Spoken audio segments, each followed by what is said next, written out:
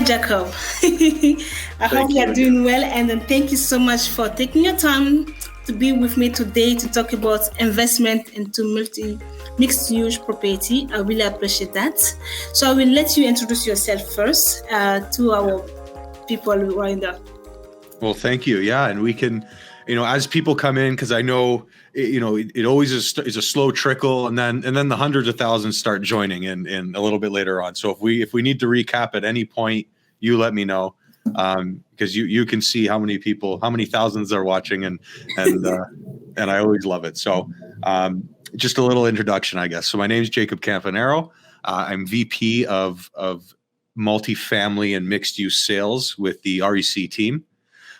So what does that mean? Well, essentially, I focus solely on investment real estate, and in the multifamily or mixed use realm. So anything that would be, just to put it simply, anything that would be, 5 doors, 5 units and more is what I really focus on. And we have our own little team going. So we have about 5-6 realtors that work with us, and that's the bread and butter. So that's what I like to focus on. Excellent. Thank you so much for this introduction. So I'm going to ask you a series of questions, and then people who are watching us today, if you have any question, please feel free to comment, and it will be our pleasure to answer all your questions. Today is the day to get all the things that you need to have, okay? So, Jacob, what is the mixed-use property? What do we call mixed-use property? Yes, good question. So, and I know we were talking about this just before we hopped on, but there's so many different terminologies and words you can call this type of real estate.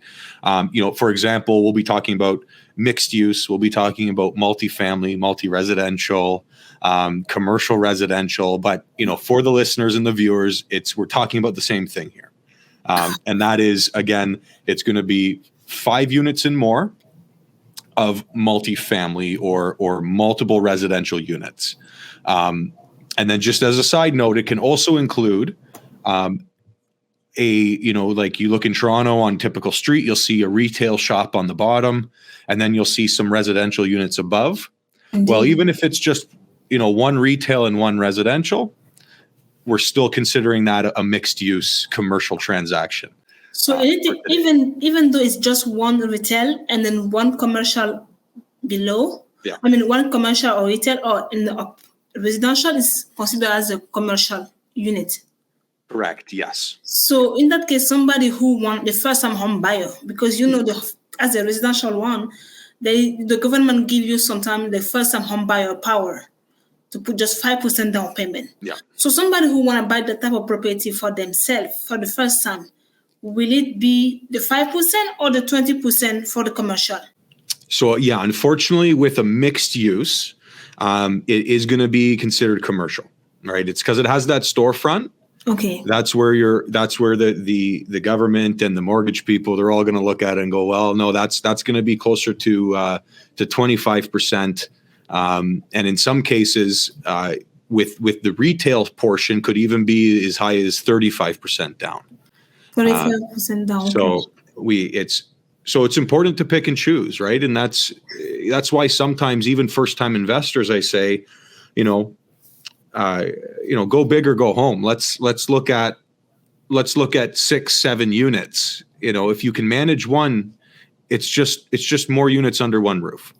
No, that's true. That's totally true. Okay, that one I wanna go deep into it. So let's go. Let's do it. Go big or go home. Yeah. So you mentioned a little bit about different type of mixed uses. You mentioned about like more than 5 units. Mm-hmm. More than the one that is mixed with retail. Can you give us more details? Because somebody who have never invested into real estate, they will be confused. What is a multifamily? What is mixed use property? Yeah, and just we'll start simple and then we'll dive into a little bit more. So at the simplest terms of things, a multifamily commercial building. When I say that, most people think of what you consider, a brick flat roof building, right? And that is the quintessential multifamily building, and that's what a lot of investors look for, because it offers economy of scale, right? It offers multiple units under one roof. Okay. I deal with investors who, either are first-time buyers or people who have hundreds of units, but all of them or most of them are going to be single family or duplex, triplex. So in that residential realm, and once we graduate to the commercial side of things, a lot changes more so with the financing. The financing, and that's where my team and I we can assist and help, and we have the financiers, we have the teams that can come in and assist with that transition, let's call it. So that's your typical building, right? We also do sales all the way up to 100 units, 200 units, and large commercial multifamily buildings, and these are still all just residential, all just multifamily rental units. And we have clients that look for product like that, funds and different groups of investors who are looking for something a little larger. And then, like we mentioned earlier, kind of that mixed use or that retail portion. We have a few people on our team who work with commercial residential mix. So that could be one retail, two retail, it could be a whole plaza with a few residential units as well. Okay. And each of these are going to work for different investors. So I'm not going to sit here and say one's better than the other, one's easier or one's harder. It really boils down to what the investor's looking for. And that's something that, Oumou, just as well as I do on the REC team, that, when we talk with clients and bring them in, I'm not going to call myself a wealth management consultant, but I like to find out more about the client than just, hey, client, what do you want to buy? Right? And I think that's why the REC team has that, that reputation and that success rate, because we say, I sit down with my clients just like you would and say, okay, you have your home, you have a little bit of cash in the bank, and your goal is to retire. Is it to substitute your income? And we hear every different story, every different walk of life. And from there, I can then say, hey, let's just go find that brick 6-unit, 7-unit, 10-unit building. It's, management is a bit easier. If you already own a condo with one tenant, well, it's just 7 tenants. Look at it as 7 condo units. But one furnace, one roof for maintenance. So it saves maintenance costs. It's nice because you can, if one tenant leaves, if 2 tenants leave, you're not going to lose money, right? Like with a condo, if your tenant leaves, it's, oh my gosh, okay, now I have to pay my monthly fees on the condo until I find a new tenant. And with a multifamily building, what's nice, and this is one of the biggest things I think that commercial multifamily has to offer, is we can lose 2-3 tenants. And while we're looking for more tenants, we're still not going to be cash flow. We can still break even, or we can still even be cash flow positive, because we have another 6-7 people still paying rent in that building. And that's the most important part of that. Sorry, that is the most important part indeed. That's why people are looking to invest into multi-family units. Yeah. My other question for you, Jacob, is with everything going on in Ontario. Mm-hmm. From you, where is the best place to purchase a mixed-use property, and what are the places that you see that they have more potential of growth, right? Room from growth in Ontario. And that's a very interesting question. It's a question I get almost daily from investors, and I like that. So again, so the short and sweet of it, let me give you that first. So if you just came to me and said, no, I'm not even looking to invest, but just let me know where the best market is. I'm gonna say you want to look around the GTA. an hour outside of the GTA. Let's call that Hamilton, right? For example, and anybody who's looking to invest has been reading the articles. Hamilton, number one city to invest in Ontario, number one city in Canada, best growth, and we've seen that time over time now this year. But it's not the only spot, right? It's not the only spot, and so others just to consider would be look at the Barrie and Orillia corridor, the Innisville corridor. Right. So now we're kind of going north of the city. And that's a fantastic market as well. I know a lot of my clients live in Markham, Vaughan, up that way, North York. And, they said they would rather drive 2 hours north than try to beat traffic through the city to go invest in Hamilton. So yes, it's I'll give you the short and sweet of it, but at the same time, it is tailored to each investor. Okay. Another thing I like to ask my investors is, do you have a reason for going there other than your income property, right? Do you have an aunt that lives in Barrie? Do you have a mom or a brother or a sister or a friend that lives in Hamilton?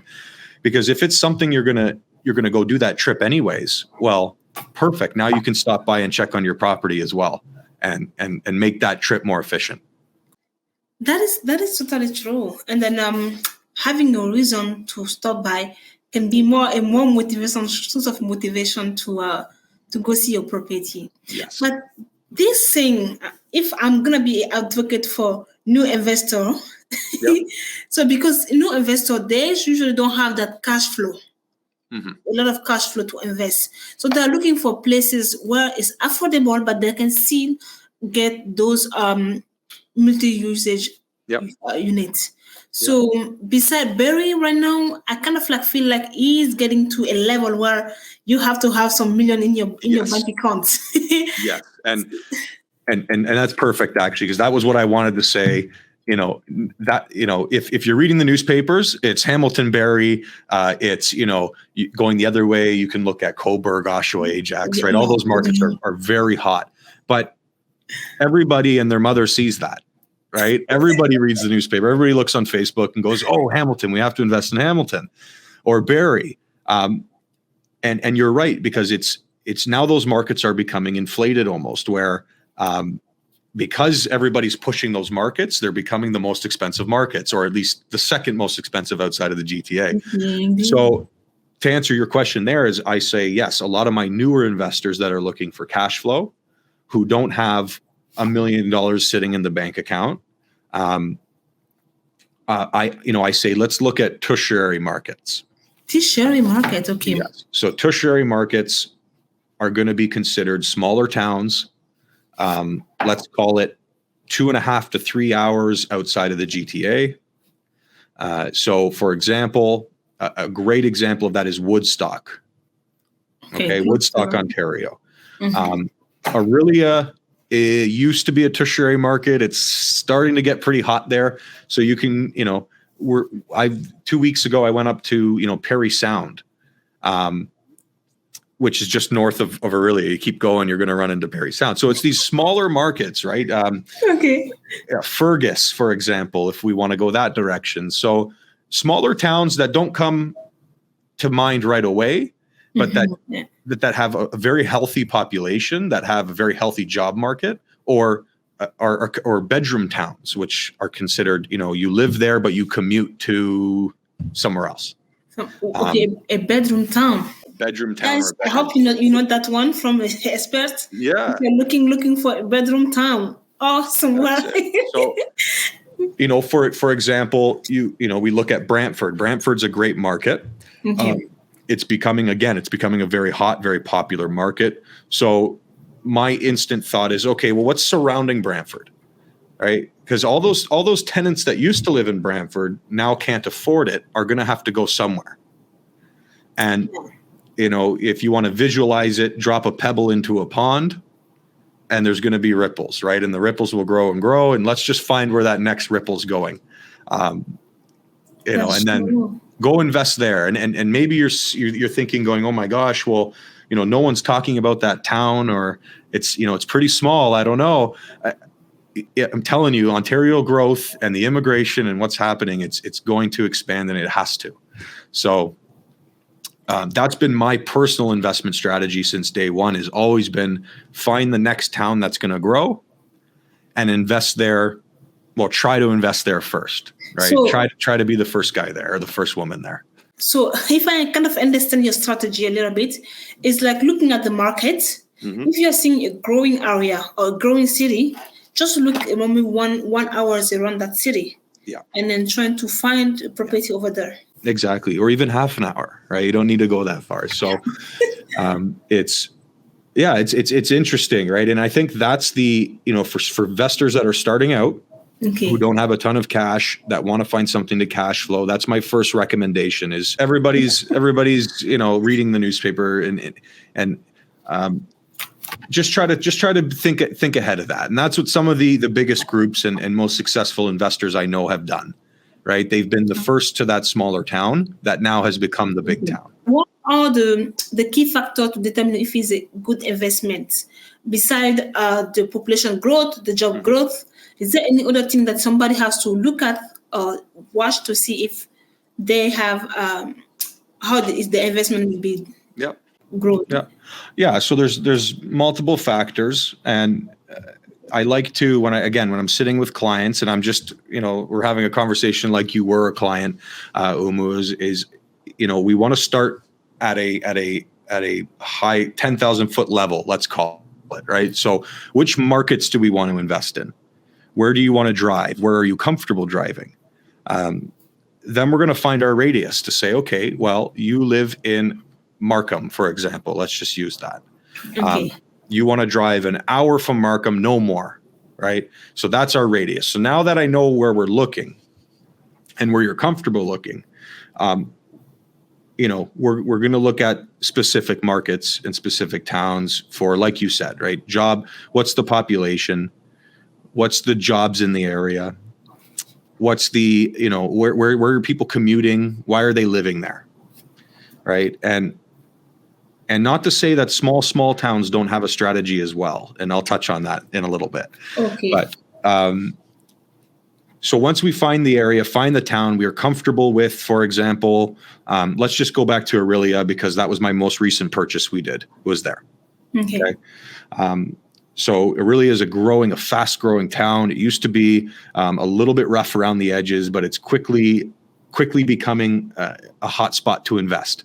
And that's because everybody from Barrie and, anybody who's in Barrie or knows of Barrie you might as well buy in Toronto. It's almost the same pricing these days, marginally. But so everyone who used to rent in Barrie has now said, okay, well, where do I go? I'm going to go to Aurelia. So they've moved up. So we have this big rental population in Aurelia. And that's what I like to see. I'm not necessarily going to say you have to own the Ritz Hotel. You don't have to have the nicest unit in town. You want to find something in the middle of the road, right? For the renting population, because you're always safe with that. Recession, you're still safe with that. People need to live. So very solid investment there. And then once we find that, it boils down to the actual property itself. Okay. Right? We're gonna start by quickly looking at the property. At least this is my process. I look at the property. Okay, 5 units, 6 units, great. So it's commercial. We need a commercial mortgage for this. We're gonna look at the structure itself. Is it concrete? Is it wood? Because those things weigh into purchase price, right? A concrete brick building is going to last longer than a stick frame building, or it's going to need less maintenance and upkeep. Okay. All right. And we're getting into the weeds here, but, and then. Because those are the details I'm curious about. So if somebody is buying a concrete, so the price will be a little bit expensive than somebody who's buying wood. It should. Okay. It should. In this market, anything goes. I half the time I'm blown away, but it should, right? So a brick and concrete building is, they're like a bomb shelter. It's very solid, and you know what? They're going to last for a long time, and there's going to be less maintenance and upkeep needed. Okay. So that's what a lot of people look for. if it's stick frame, I'm not saying it's bad. I own a ton of stick frame. My clients do, meaning that it's built out of wood. Okay. It's just when you're doing your numbers, you have to keep in mind, okay, maintenance is going to be a little bit more on this because the wood naturally degrades quicker than concrete. It's very simple. So that's a factor. I like to factor that in. And then it boils down to obviously the most important thing, which is going to be income and expenses. Like every investment. What is the income? How do we prove it? And what are the expenses and how do we prove it? So when I offer on buildings, I always ask for, the first thing I ask for is the lease agreements, right? I'm sure you've been there as well, Oumou, where the agent, the listing realtor, or the listing agent says, well, here's my rent roll, and it's on the back of a napkin with a pen. And you're like, what? I need more than this. I need to prove it. I need the proof, yeah. Yes. Because you have to show to your client that, this is how it is. Bank, right? Your client and the bank, because the bank's not going to lend if they don't have the lease agreements. So absolutely 100%, I need the lease agreements. If you don't have lease agreements, then I need a tenant acknowledgement. Okay. Right, which is basically a summarized lease agreement that the tenant signs. Right? So I can prove my income. Okay. And I can show what the income is. Now we work on the expenses. So again, in my offers, I have a big list of what we call deliverables. So once our offer is accepted, I want to see within 2-3 days a year's worth of tax. Okay. 12 months utility, so hydro, gas, and water. An insurance bill, if you have it, or an insurance statement. And that's not so important because you can always call your own insurer and ask. And then we're going to check. So then we know what the income, what the expenses are. Okay. Right? Simplified. And there's other factors that come into effect and vacancy rates and maintenance and management, which vary per town and per building. And then we're going to see what our numbers are, right? We're going to have an NOI, or a net operating income, which we can then apply that to the building and see, hey, where does our offer make sense? Okay. Right? They're asking, and especially in today's market where they're asking usually below what they get, right? So they're asking, 900, but you and I know based on the NOI, the net operating income, that, hey, this building could actually go upwards of 1.3 million. And that's how you get your numbers. That's how you win those bid wars, is you run your numbers, your numbers, and you're confident to make the offer where it counts.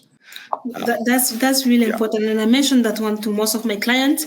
Don't just look at the listing price, because it's almost nothing right nowadays. It's just a number they just put to attract you. Exactly. and then when you say that, and then they go, but Oumou, what's the price then? Right? What do I offer? And it's nice with commercial, because you can say, well, Mr. Client, Mrs. Client, this is where you're going to cash flow. This is where you're going to break even. And at this number is where we're going to start losing money.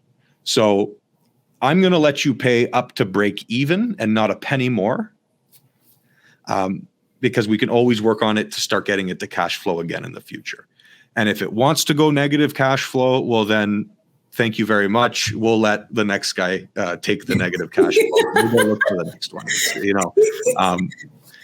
But usually, if you know your numbers and you're confident with the building, they usually end up selling, at least in this market, somewhere around that break-even point, which at the end of the day is perfect, because you're still getting appreciation and you're still getting principal pay down. And within 6 months, we'll do a few rental increases that are due, and all of a sudden you're cash flowing again. So I wouldn't worry about that too much. It's a per building basis. Is there any tool that somebody that is is new on this one can use to calculate or to figure out a little bit, come back to the professional after that? Of course.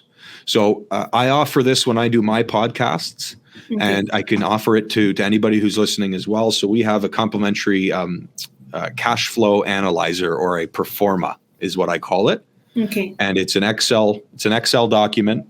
We've made it very friendly for everybody to use, whether you're looking at a 200 unit building for 30 million or a $500,000 duplex and anything in between. So it's self-explanatory. It says fill in the blue cells, and you go through and you put in your numbers where the blue is. Well, and it spits out your cash flow and what you're looking at. Yeah. That would be great. And then I think for those who are registered for this webinar, we will share that complimentary with them, with Jacob permission. You got it. I'll send you a copy after this, and then you can send it out or whatever you need to do with it. Yeah. Wonderful. That's great. So for somebody who wants to invest into mixed use property, what do they need to have before coming to you? Yes. So good question. So with commercial, and we'll talk about commercial financing because that's where this question is going to lead. Okay. So with commercial, there's no pre-approval, right? I always recommend you speak with a mortgage broker. Let's learn about the client, right? Okay. Let's learn about what's your net worth. So it's very similar to residential. I want to know what you own currently, how much cash you have, or what's your strategy to purchase, right? And then we'll go to a mortgage broker just to get familiar with the process. But there's no pre-approval with commercial, which is very interesting. So it's up to myself and the client and the mortgage broker to say, well, we can afford roughly around here, around that number, around this number. And the reason behind that is because the commercial mortgages are based on the property. Okay. More on the property than the buyer. Right. So it's not with a residential, they're going to say, okay, what's your income and your expenses? Oumou, yes. Right.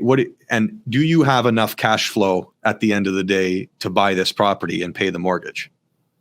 Right. And they want to see that through your credit statement. Do you have a car loan? How much do you make from work? And that's what they're doing. They're looking at your income and expenses. With a commercial property, they're going to look at the property's income and expenses. Right? What is the property making? What is the property spending? And will the property carry itself? Right? What they look at for the client more so is, does the client pay their bills? How's the client's credit? Right? They want to make sure that if they lend the money to the building and to the client, obviously they're not going to run the building into the ground by mismanagement or not paying their bills. But it does offer some freedom for people who might not get a typical residential mortgage. So, long story short, what am I looking for when you come meet with me? Well, I'd like to see, basically my top questions are, okay, well, what are you looking to purchase? Why are you looking to purchase? Okay. How much capital do you have to purchase? Because that's going to be the biggest factor on what we're looking at to buy. So they have to bring the information about the down payment that they have saved. That's correct, right? Okay. Because although we're looking at the building more so than the buyer, we're also putting down 25 to 35% on the down payment. Okay. Right. So you have to just understand that and know that coming into the purchase. But other than that, it's really, let's have a conversation, right? And let's talk about what and why. And then at that point we can decide, right? Because there's, as well as I do, you can always tap into your personal residence. We can refinance your put a second mortgage on it, or tap into some equity elsewhere, right? So it's not that you have to have $1 million in the bank, okay, but where can we pull this cash to put the money down? Oh, so you have to have at least a certain list of places or assets that you can use. You got it. So that's part of my questions is just, what else do you own, right? Do you have other income properties, your personal residence? A lot of our investors come to us and say, well, I don't own anything, but I have a house. I've owned it for, 20 years. Maybe there's some equity there. And I go, maybe, oh my gosh. And then we look at it and, they're sitting on $500,000, $600,000 of equity in their home. And I go, you can buy 6 buildings with this. Let's go shopping, right? Like that is amazing. Yeah. And So those are my favorite stories, right? Where I'm like, yes, okay, we're good. Yes. Don't sit on the money, invest it. Inflation Yes. is going high. The money that you have today is kind of like most worth it nothing tomorrow. Exactly. So just a quick, I'm gonna go through a quick question that I usually get into from people. So how important is the zoning when investing into mixed use property? I love this question. I know you asked it to me earlier before we started the call, and I thought it was an amazing question because it gets overlooked a lot of the time. I think my answer to you was, zoning is not the fun and exciting part of buying real estate. It's quite dry. It's sometimes difficult to understand, but it is very important, and it's important for two different reasons. Okay. The first reason is because we need to make sure the property you're buying is zoned for its current use, right? With residential, 99.9% of the time, the home is zoned residential, right? And you're good. You're buying a residential home. You're safe. With commercial properties, right? What we run into a lot in the scenario is, okay, so on MLS, they're advertising a 5-unit building. Okay. Or let's say a 10-unit building, just to make sure it's commercial. So it's a 10-unit building. And you go, great, 10 units, the income's awesome. And then you go to the city, which is part of my process. I always talk to the city and I say, hey, I'm looking at buying 123 somewhere street. It's a 10-unit building. Can you just confirm that this is recognized as a 10-unit building? Mm-hmm. Because the zoning only shows it as, or the zoning states it's a 4-plex or a 5-plex, or, maybe that's extreme, but, the zoning allows 9 units, but they're saying it's a 10-unit building. Okay. And you can call the city and one of two things. So the city will either right on the phone, let you know and say, yes, this is recognized as a 10-unit. Or they might say you have to acquire what's like a zoning verification certificate. Okay. So a zoning verification certificate, anywhere from $10 to $100, depending on where you're buying. And it will be a letter, a formal letter from the city stating, the city of Aurelia recognizes this building as a 10-unit building. Or they recognize it as a legal non-conforming 10-plex. Okay. And that's very important. Not to cut you here, because when you say illegal zoning, some people they don't know about it. So can you explain a little bit that part, the last part? Yeah. So when you're looking at the zoning with commercial, there's different zones.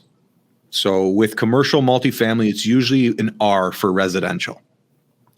So you'll see something like an R1, an R2, an R3, an R4 zone, right? R1 is going to be single family residential. And this is very blanket statement. Every municipality is a little different. But just for argument's sake, an R1 is a home, residential detached home. R2 is maybe a duplex, a triplex, 4 units perhaps. R3 can now start being an apartment building. So now we're looking at 6, 7 units, and R4 is usually high density. So 100 units, multi-unit building. But in these smaller towns like Aurelia, perhaps, just because that's been our case study today, yes. The building we recently bought, actually, and I'm not going to give addresses or anything, but it was zoned R2. Okay. But it was a 8-unit building, right? So when I read the zoning, it's very easy. I went on to cityofaurelia.com, read the zoning, and it's sitting there and it says, well, R2 is for a duplex, triplex, or 4-plex, and we're buying 8. So I went, well, that's right off the bat, that's a red flag, because it's operating as it is. That's totally fine, and maybe the city will turn a blind eye to it, okay, and just because they need rental, but that's going to cause issues with mortgages and with insurance and with selling it down the road. Because if we're catching it now, when you go to sell it, the buyer's going to catch it as well. That's true.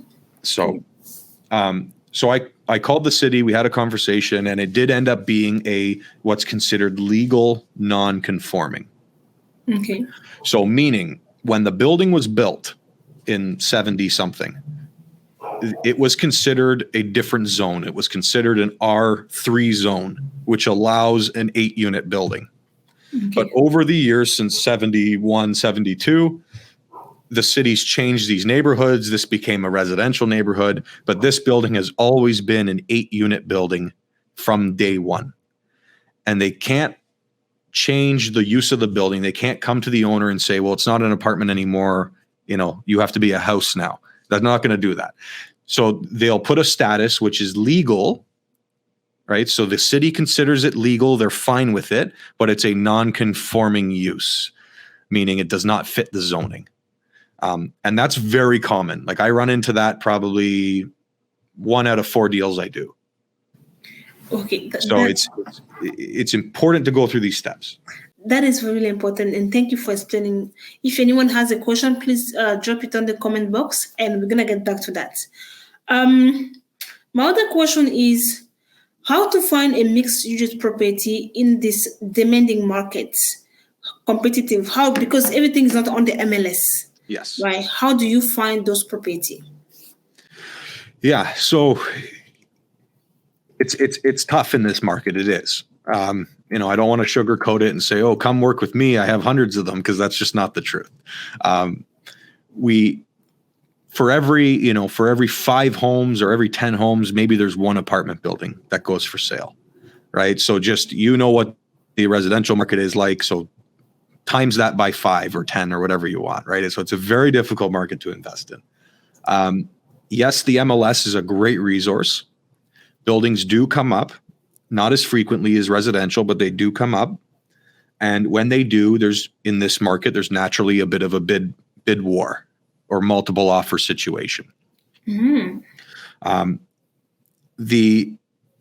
And this is going to sound like a plug or a shameless plug here, but when you're dealing with commercial real estate, that's why it's so important to work with a realtor or a commercial realtor, because they're going to have access to off market or potentially pseudo off market, maybe something that hasn't hit MLS yet, because people like me and my teammates, when we're not out on showings, we're making phone calls and we're having lunches with landlords.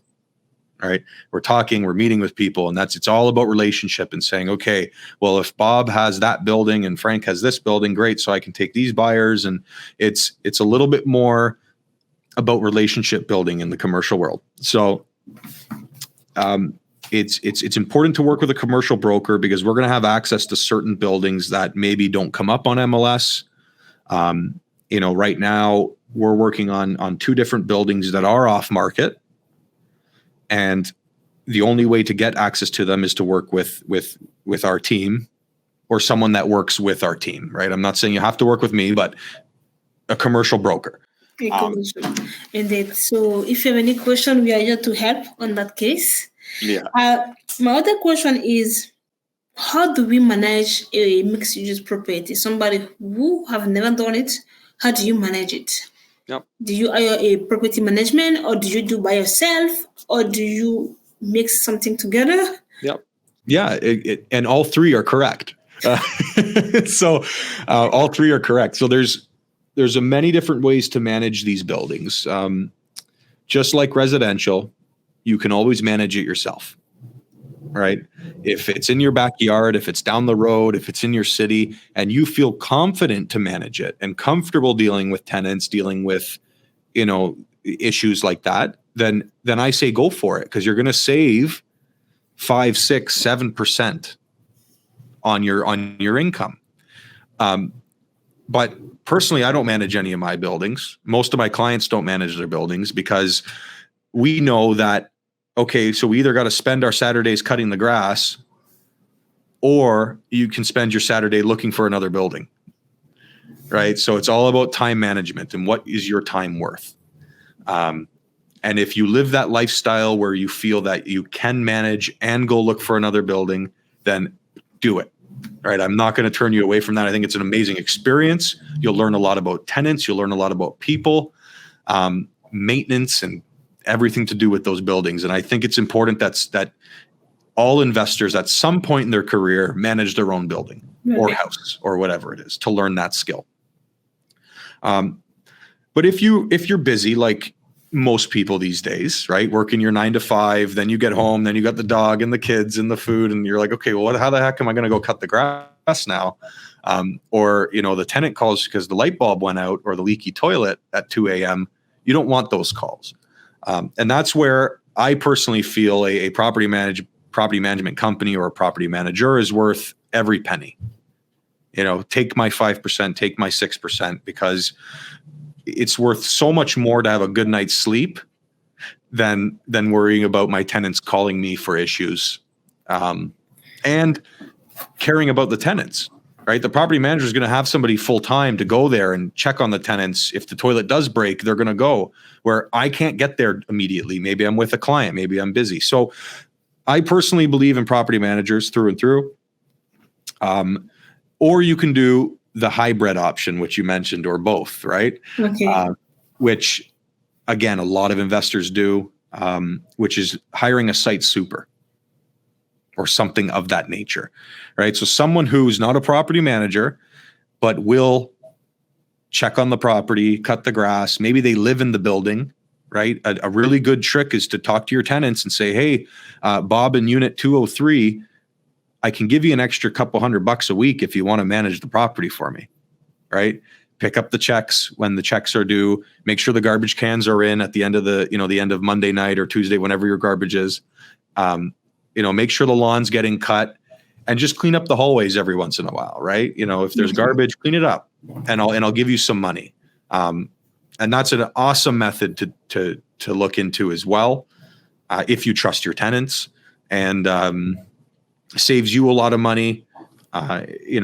Yes, you're still going to have to do a little bit of work personally, but all the stuff you don't want to get up at 6 a.m. and go do is going to be taken care of. Indeed, you don't want to be in the middle of your sleep and then call to come change the toilet is not working. The smoke alarm battery's out, and you're like, oh, okay, yeah, because technically that actually is a landlord responsibility, right? So yes, if you have good tenants, maybe they'll change it for you, but a beeping smoke alarm at 10 o'clock at night, now you got to drive an hour to go change it. No, thank you. No, it doesn't make sense. So, lastly, maybe I have a question that I have to ask you as well. But lastly, on my question board is, what are your 5 pieces of advice that you can give to somebody who want to invest into mixed-use property or who have never invested? I think number one, and probably the most important, is knowledge. Okay. Just like everything, right? Become knowledgeable about the topic, whether that's reading books. If you don't like reading, you can listen to podcasts. You can listen to books on audio tape. I'm not a big reader, so I'm always listening to podcasts when I'm driving to work or to meetings. And there's a few good ones, which again, I'll give to you, Oumou, and you can maybe put them in the caption when you send out the proforma. Oh, yeah. But listen to podcasts. You can listen to stories, good stories, bad stories.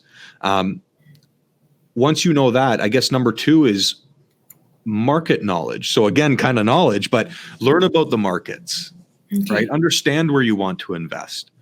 It's so important. Like, yes, you can come to me with no knowledge whatsoever, and yes, I will help you. Just like Oumou, you're going to help people as well through their journeys, and that's what we're here for, realtors. That's why we get paid. But I think it makes the buyer and my job and their job a little easier if they come in knowledgeable about the product, right?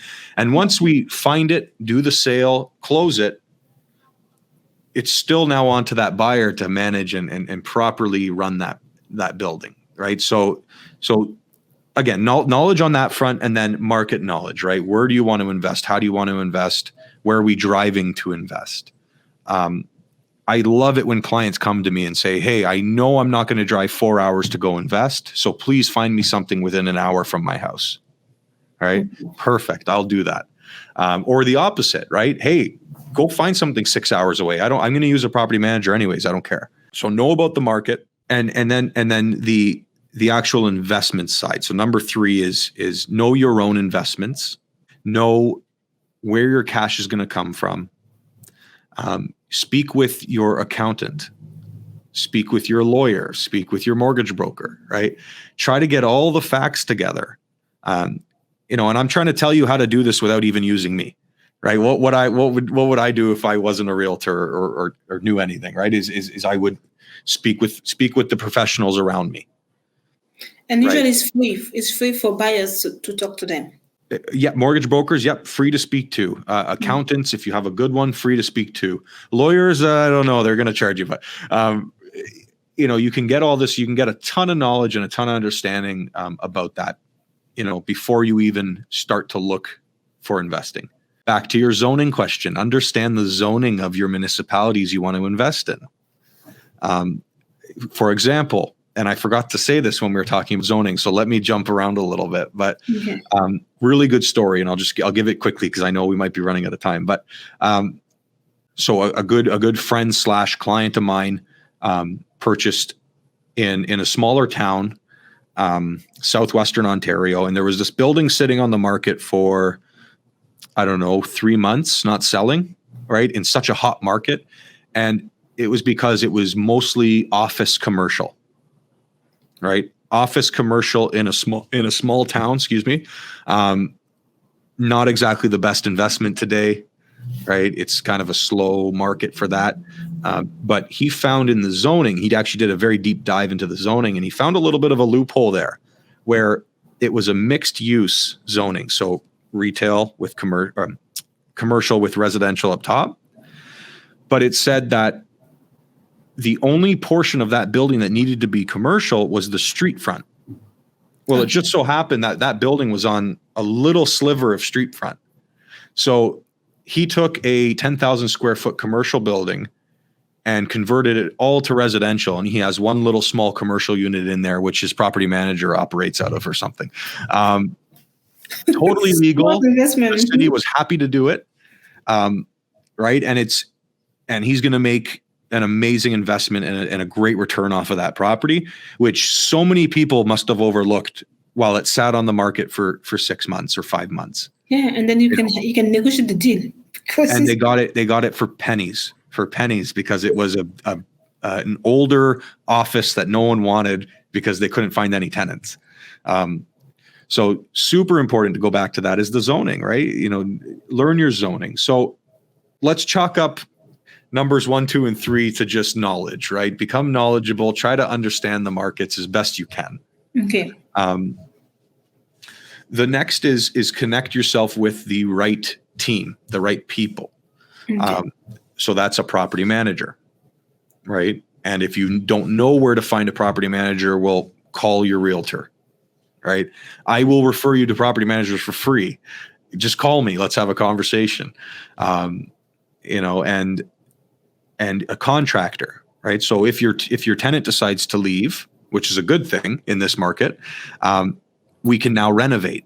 So instead of then having a unit vacant for 6 months while you're trying to find a contractor and getting quotes and doing this and doing that, start now, right? Make some phone calls, try to make some relationships with your contractors. And the same thing goes for your handyman. If you just need a toilet needs to be fixed, things like that. So build that team, okay, right? Build that team. And the last one, and that's it. And then I'll let you talk. Is networking, right? So you asked me, well, if you can't find buildings on MLS, where can you find buildings?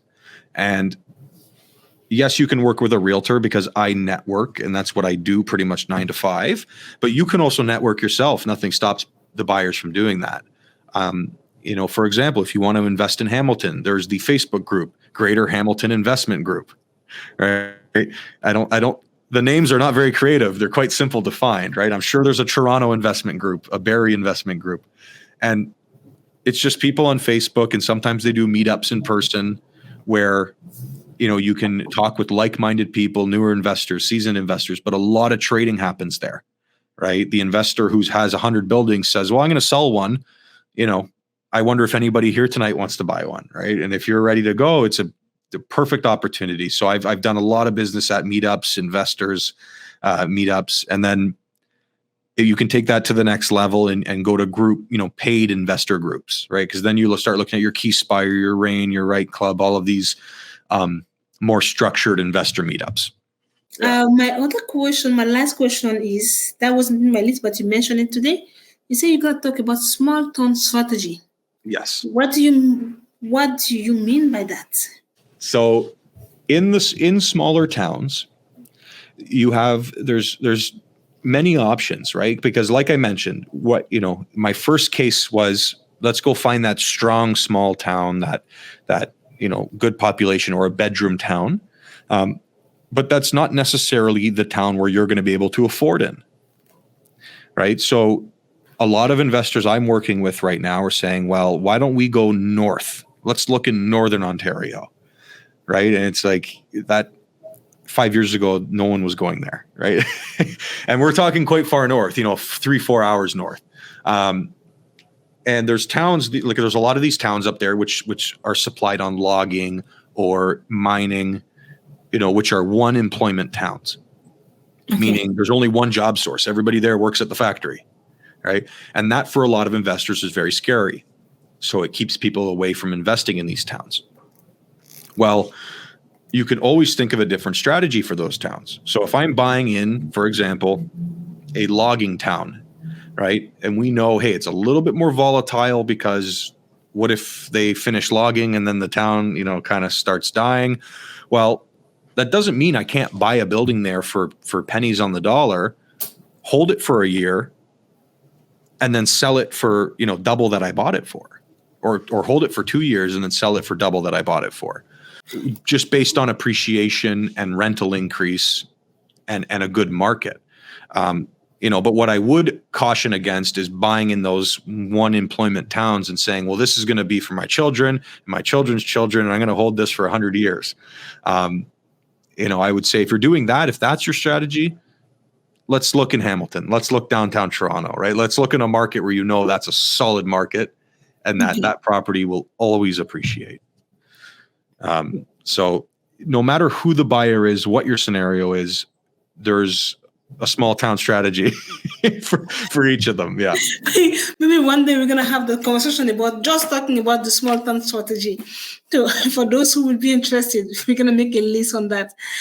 Jacob, I do appreciate your time. We do not have a question but right now. Yeah. But usually people will get the question back. So I will send that to you and then we're going to send them the answer.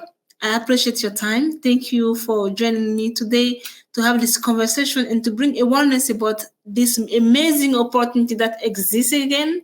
Yes. So if you are interested, we are in the team where we work out every area of real estate. Anything that you think about, you don't think about it, we are there to help you get to that level. So if anything, let us know. Jacob, thank you so much. And then I will put your contact information to send to the people who register, alongside the cash flow analyst information and the good broadcast that you like to listen. So we can all listen and be aware and be a knowledgeable investor in that busy. No, of course. And thank you so much for putting this on. It's been actually a really good time. I've had a blast. And my phone's always on. Send me a text message, give me a call. If I don't answer, I'll get back to you as soon as possible. But this is what we do. This is what our passion is. And if you're working with Oumou and you want to talk about more multifamily, let's get on a Zoom call together or let's meet in person. I again love talking about this stuff. I'm sure you've heard enough from me now, but I feel like I've been rambling all night, but hopefully I've given everybody some immense value. And again, all of that stuff will be there to download and get. For sure. Thank you everyone for joining us today. And then we wish you a wonderful evening. Think about it. Investing into real estate is investing into your future. And I always say we don't have that much land anymore. Land is getting expensive. Very powerful message. Thanks. Bye, guys.